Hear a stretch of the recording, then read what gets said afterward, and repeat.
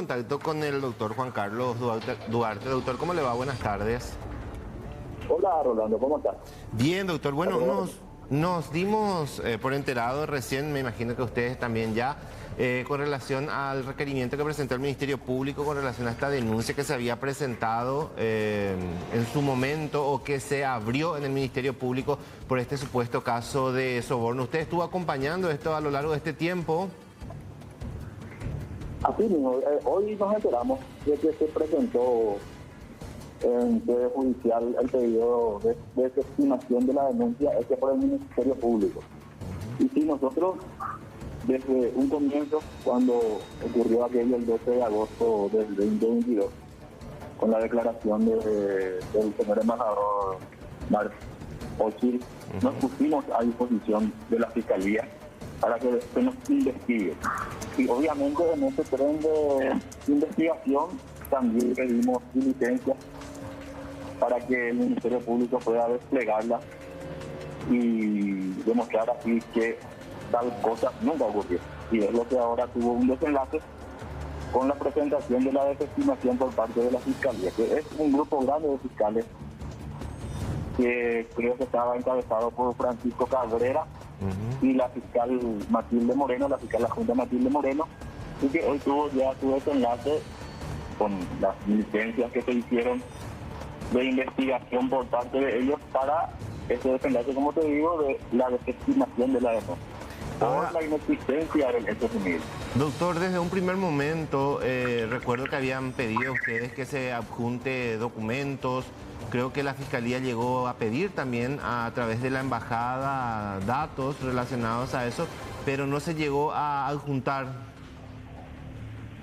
Es así, nosotros habíamos solicitado unas cuantas diligencias y otras que también el Ministerio Público las hacía de oficio. Entre ellas el pedido de cooperación internacional a través de la Fiscalía de Asuntos Internacionales a cargo de Manuel Roldán, para que remitan los antecedentes de todo lo que se había dicho en aquella oportunidad. Y el Departamento de Justicia en ese sentido hizo lo propio y remitió los informes, obviamente diciendo que no había nada, que solamente tenían la información del Departamento de Estado, más nada. Y aparte de eso se hicieron otras diligencias, se pidieron informes a la Contraloría, a la FINAL, a todas las fiscalías del Paraguay que había alguna causa en el cual tanto el vicepresidente Hugo Velázquez como yo tuviéramos alguna intervención. Y vino un caso, cuento como anécdota incluso, que hay también un Juan Carlos Duarte Martínez en Ciudad del Este, pero obviamente una persona más joven con un número de cédula pasado los 4 millones, que es un caso de homonimia. Pero esto solamente de manera de anécdota, porque en el caso de Hugo Velázquez, él no tiene ninguna investigación hecha, ni denuncia alguna en ninguna fiscalía y tampoco en el Poder Judicial. Tampoco yo la tengo. Y la Contraloría remitió el informe de declaración jurada, si había o no algún faltante o había alguna anomalía, y tampoco, o sea, los informes vinieron todos favorables a nuestras personas. Y así, eso entre otras muchas diligencias que también nosotros hemos solicitado y las que hizo el Ministerio Público de manera oficial. Independientemente de esta investigación, doctor, también llegaron en algún momento, porque recuerdo que había dicho Hugo Velázquez en aquel entonces, vamos a pedir alguna aclaración. ¿Se llegó a hacer o quedó allí nomás al gobierno de los Estados Unidos? Bueno, nosotros en ese sentido, obviamente contratamos un abogado en los Estados Unidos, que es el doctor Daniel Pulecio, y él está llevando a cabo los pedidos de información, FOIA, que se llama, que ellos le llaman, a los efectos de poder saber alguna vez qué es lo que pasó.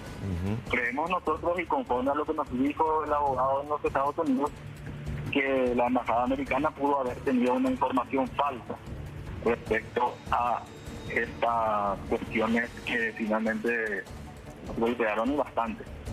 Y pudieron tener incluso alguna motivación política esas informaciones falsas que fueron acercadas a la embajada americana, pero sin ningún sustento legal. Sí sabemos, justamente por estos informes, que hay una fuente humana que es la que finalmente dispuso, o en base a eso se ha dispuesto la declaración hecha por la embajada.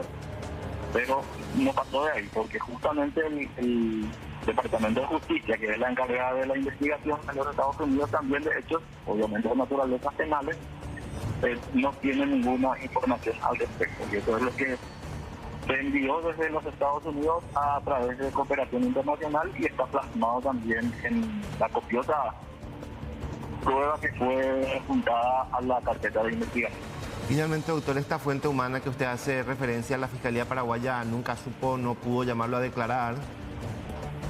Y justamente es una fuente que no se sabe quién es, ni absolutamente un dato sobre ello, pero el que estamos pidiendo las consideraciones pertinentes también en los Estados Unidos, que está pendiente de resolución. Y algunas cuestiones que obviamente por su naturaleza de privacidad no te la puedo decir, pero estamos por buen camino. El abogado está pidiendo los informes, está haciendo las presentaciones de rigor en la certeza absoluta de que este hecho nunca ocurrió. Correcto. Doctor, nosotros le agradecemos por su amabilidad, por charlar con nosotros acá en C9N, muy amable como siempre.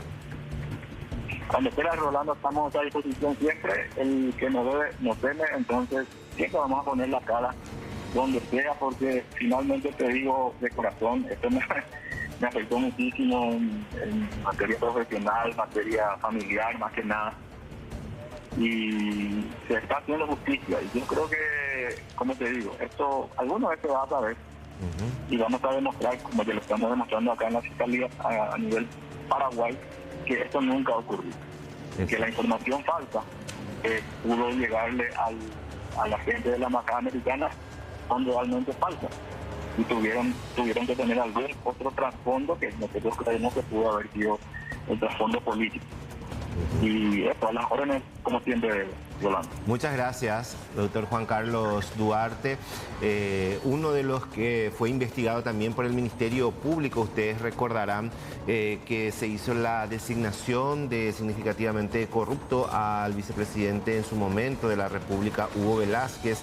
Y también esto llegó a alcanzar a Juan Carlos Duarte, con quien estábamos charlando hace instantes cuando él se desempeñaba como asesor jurídico de la EBI. Casi o más de un año después, finalmente el Ministerio Público presenta este requerimiento ante el Juzgado Penal de Garantías. Hablamos de los fiscales Francisco Cabrera, Jorge Arce, Alma Sayas y Diego Arzamendia, que tomaron intervención en este caso y piden la desestimación de la denuncia formulada contra Hugo Adalberto Velázquez Moreno y Juan Carlos Duarte Martínez por la supuesta comisión del hecho punible de soborno.